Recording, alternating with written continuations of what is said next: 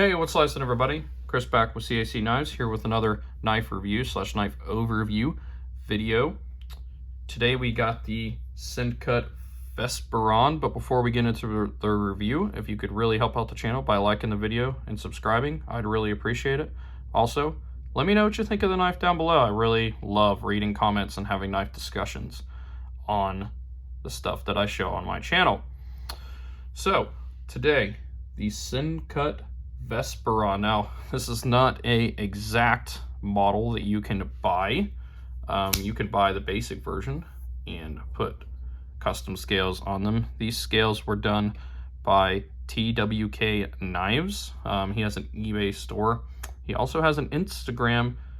Go check him out, talk to him. He does a really good job. These scales are gorgeous. Okay, what we have is kind of different shades of blue here mixed with orangish yellow resin and some copper twill mixed in. Excuse the noise if you hear any. They're very much working outside on construction, and there may be a few loud moments out there.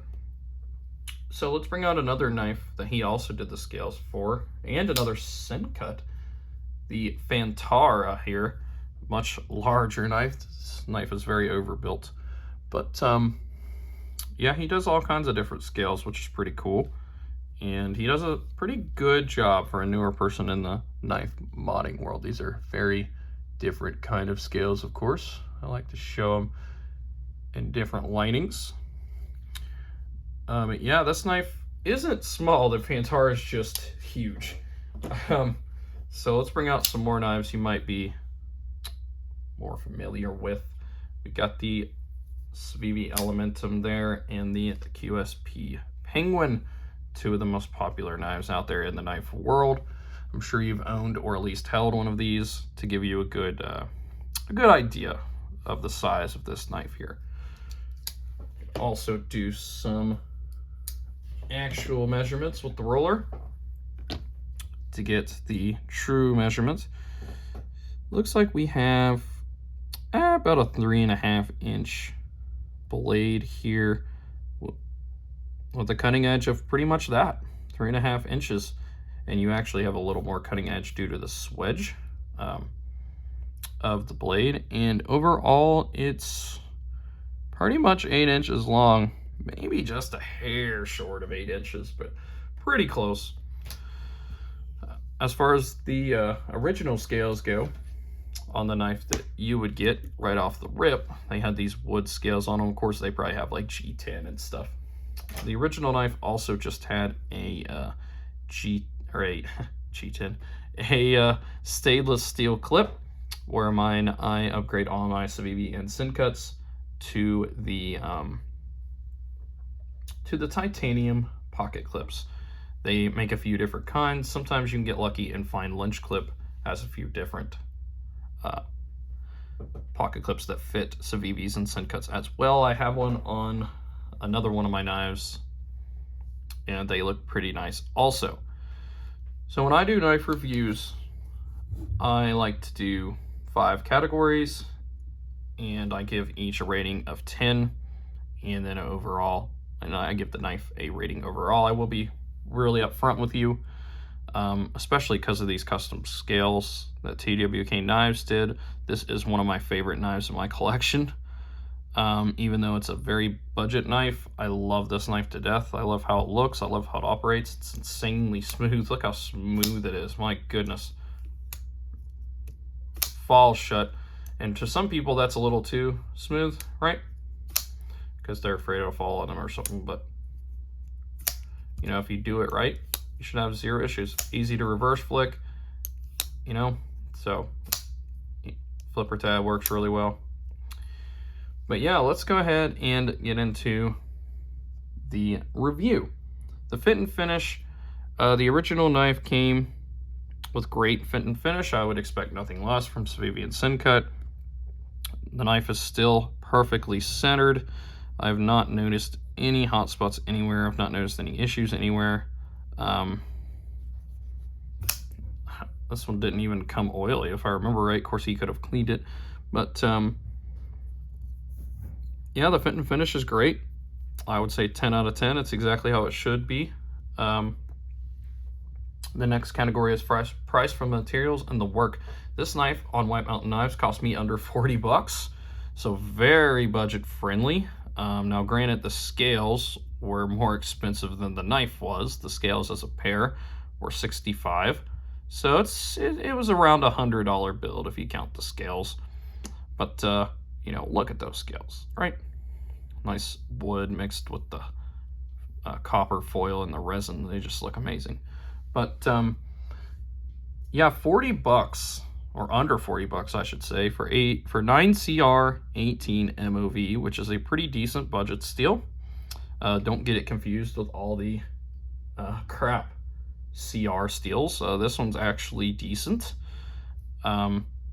Mixed with the fact that, you know, it had some nice wood scales, but it's got great action and there's 0 issues with it. I'd say that's priced about right, yeah. So we'll give it a 10 out of 10 for the price. Smooth action and fidgetivity, all 10 out of 10 for sure. Multiple means of deployment. It closes without issue.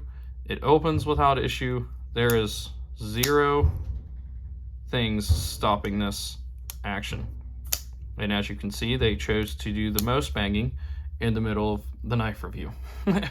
But that's all right. They got to do what they got to do. They got to work and make a living, just like I have my job to make a living.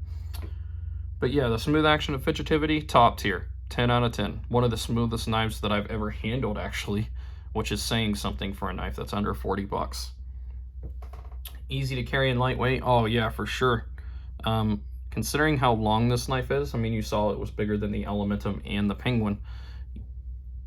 You don't really notice this is in your pocket. They did a great job, just like usual, of milling this knife out to the max. Like, they couldn't have milled this out anymore. I don't know how well that shows up on camera. You can see the milling that was done in there on this knife. Absolutely insane. 10 out of 10. For sure, for the easy carry and the lightweight. You will not notice this is in your pocket at all, even though it's large, until you go reach into your pocket. So yeah, easy to maintain, clean, and sharpen. Well, let's see. We do have the dreaded double pivot, which is unfortunate. Sometimes it's all right. Sometimes you get lucky and 1 inch just kind of caught like a normal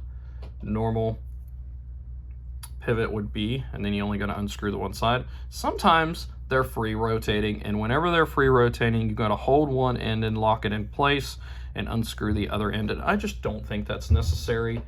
And I am going to dock at a point for that. But other than that, it's pretty simple construction, right? You got a screw back here on this side. You got the pocket clip screws, and then you got, you know, these 2 screws and the pivot. Pretty simple. So we'll give it a 9 out of 10 just for the dreaded double pivot. But to me, this is still a perfect knife. The amount of times you're going to take it apart is minimal, if any. And it's just great. Like, I love this knife to death. It's one of my most carried knives for sure, just because of how lightweight it is for its size. And it has a nice coating here. Not really. I don't even think this is I don't know if this is a PVD coating. I'm not really sure. It kind of does look like a PVD coating, I'm not going to lie. It doesn't look like one of those cheap crap coatings that you see on junk knives. But yeah, let me know what you guys think down in the comments. Do you guys like this design? Hit up TWK Knives if you want scales like this, and you aren't really the kind of person who makes scales, which I'm definitely not the kind of person who does. Just give you one last nice look of those scales here. Gorgeous. Now I know sometimes the camera doesn't do the video justice, doesn't do the knife justice, scales, but you can't say those aren't gorgeous. Look all around.